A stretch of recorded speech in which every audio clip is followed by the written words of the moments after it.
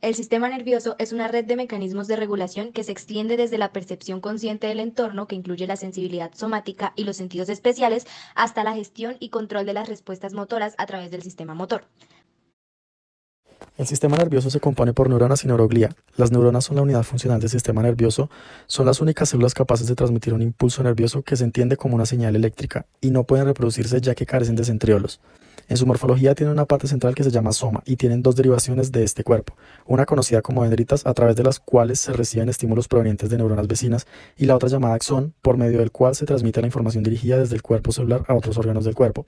En algunas neuronas estas están cubiertas por capas de tejido graso conocidos como vainas de mielina, que facilitan la transmisión rápida y eficiente de los impulsos nerviosos. Al final de esta encontramos terminaciones axónicas que están especializadas en liberar neurotransmisores en la sinapsis. ¿Cómo se clasifican las neuronas morfológica y funcionalmente? La clasificación de las neuronas morfológicamente se da por la cantidad de prolongaciones que éstas tengan.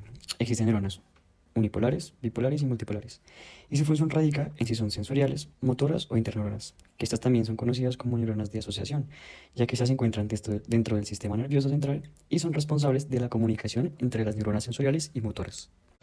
La neuroglía, a menudo eclipsada por las neuronas, desempeña un papel vital en el sistema nervioso. No transmiten estímulos nerviosos, pero brindan soporte y nutrición a las neuronas, además de poseer la capacidad de reproducirse. En el sistema nervioso central hay cuatro tipos de células: los astrocitos, los oligodendrocitos, la microglía y por último las células ependimarias. En el sistema nervioso periférico encontramos dos tipos de células: las células de Schwann y las células satelitales. División funcional. El sistema nervioso se puede dividir funcionalmente en dos sistemas importantes: el sistema nervioso somático, encargado de aquellas acciones voluntarias, y el sistema nervioso autónomo, que se encarga de aquello que es involuntario. El sistema nervioso somático está compuesto por sistema nervioso central y sistema nervioso periférico. Recordemos que el sistema nervioso central está contenido dentro de la cavidad dorsal. Está compuesta por la cavidad craneana y por la cavidad espinal. Está constituido por encéfalo y todos sus componentes, además de la médula espinal. Por otro lado, todo aquello que emerge de esta cavidad dorsal se conoce como el sistema nervioso periférico, que está constituido principalmente por nervios, que son estructuras que contienen fibras nerviosas como axones, que pueden ser craneales o raquídeos, además de un punto de relevo o repotenciación conocido como ganglios. El sistema nervioso autónomo es una parte fundamental del sistema nervioso que regula funciones involuntarias del cuerpo para mantener la homeostasis. Se compone de tres subsistemas principales: el sistema nervioso simpático, el sistema nervioso parasimpático y el sistema nervioso entérico. El sistema nervioso simpático, conocido por su respuesta de lucha o huida, se activa en situaciones de estrés, aumentando la frecuencia cardíaca y preparando al cuerpo para la acción. En contraste, el sistema nervioso parasimpático contrarresta esta respuesta promoviendo la relajación y conservación de energía y facilitando funciones como la digestión.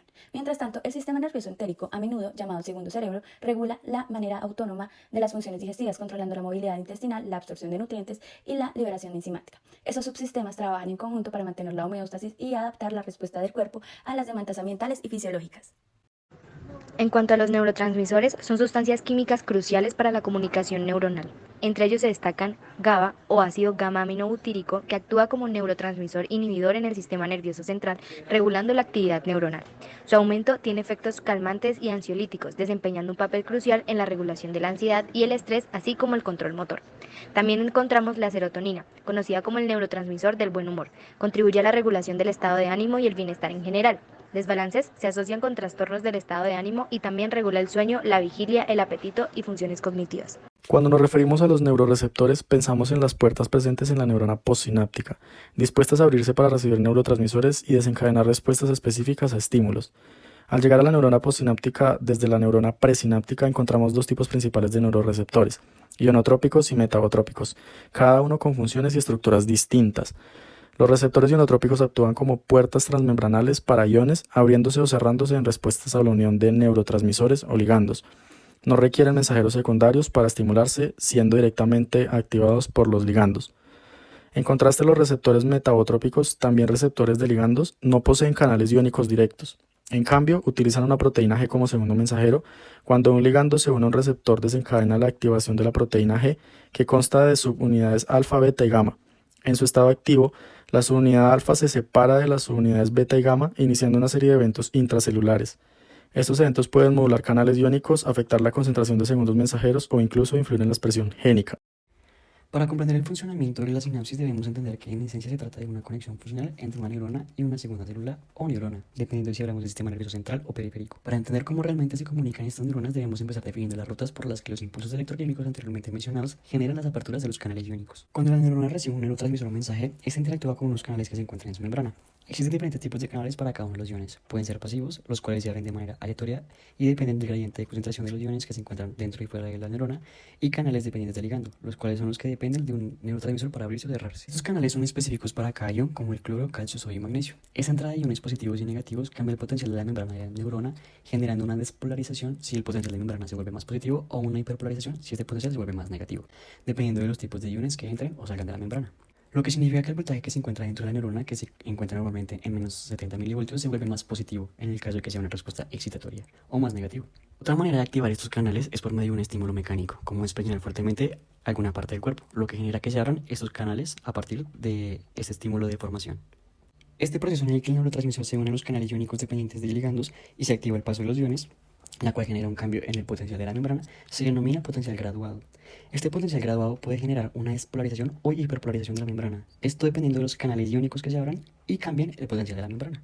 Además de esta característica, el potencial graduado también puede generar señales de intensidad variable, debido a que en la membrana de la neurona genera una cierta resistencia a los iones positivos. Para que este cambio de potencial de membrana sea lo suficientemente fuerte, se deben generar muchos impulsos por medio de estos canales o mantenerlos abiertos más tiempo para poder generar un cambio de voltaje capaz de generar una despolarización de menos 50 milivoltios. A esta necesidad de generar la suficiente potencia se le atribuyen dos tipos de sumatorias, las cuales permiten llegar a este umbral para poder generar el potencial de acción. Uno de estos se denomina la sumación temporal, la cual consiste en que los canales de iones, que en este caso serían de sodio, se mantengan abiertos lo suficiente para generar este cambio de potencial y poder llegar al umbral. También está la sumación espacial, que consiste en la apertura de muchos canales iónicos de sodio para poder llegar a este umbral de menos 50 milivoltios. Este proceso para que la neurona, desde que el neurotransmisor actúa sobre los canales hasta que se genere el potencial suficiente, es preámbulo fundamental para que la neurona se active o que empiece el proceso de potencial de acción en la zona gatillo, que hace referencia al cono axónico. El potencial de acción esencialmente es una señal de conducción que, a diferencia del potencial graduado, su objetivo es llevar el impulso nervioso y despolarizar el botón sináptico a menos 50 milivoltios.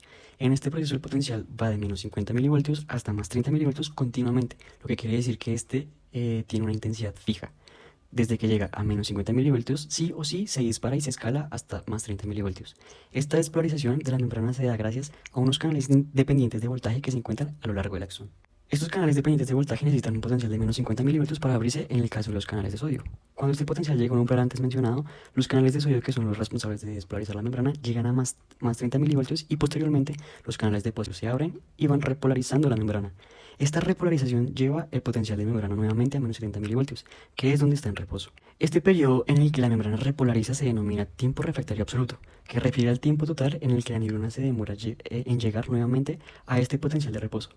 Esto es necesario para que se puedan dar más potenciales graduados. En cuanto al periodo de tiempo en el que se demora la neurona en generar un nuevo potencial de acción, se denomina periodo refractario relativo. El tiempo en el que este potencial de acción se puede volver a dar depende directamente de las señales presinápticas y su actividad. Esta despolarización y repolarización continua nos demuestra esta característica esencial: el potencial de acción, que refiere a que esta comunicación es unidireccional, ya que estas señales de despolarización abren los canales de potasio al llegar a más 30 milivoltios y no se puede devolver. Es en este momento en donde las vainas de mielina que envuelven segmentos de acción permiten aislar secciones de la acción y permiten que se generen saltos para que estos impulsos viajen de una manera mucho más rápida. Estos procesos convierten nuestra neurona postsináptica en una neurona presináptica, y es en este punto en donde los botones sinápticos, donde los canales iónicos de calcio juegan un papel importante, donde al ser despolarizados a menos 50 milivoltios, los iones calcio empiezan a actuar en el citoplasma. En este punto, los neurotransmisores que están almacenados en las vesículas sinápticas se fusionan con la membrana del botón sináptico por medio de las proteínas que se mueven en esta vesícula, que cuando se fusionan, los neurotransmisores son expulsados a la hendidura sináptica, donde es el espacio donde se da esta verdadera sinapsis. ¿Y qué pasa con los neurotransmisores que quedan en la hendidura sináptica? En la membrana de las neuronas postsinápticas existen unos neuroreceptores que se expresan como enzimas, y lo que hacen es degradar estos neurotransmisores. O bien, también la neurona presináptica puede recaptar estos neurotransmisores.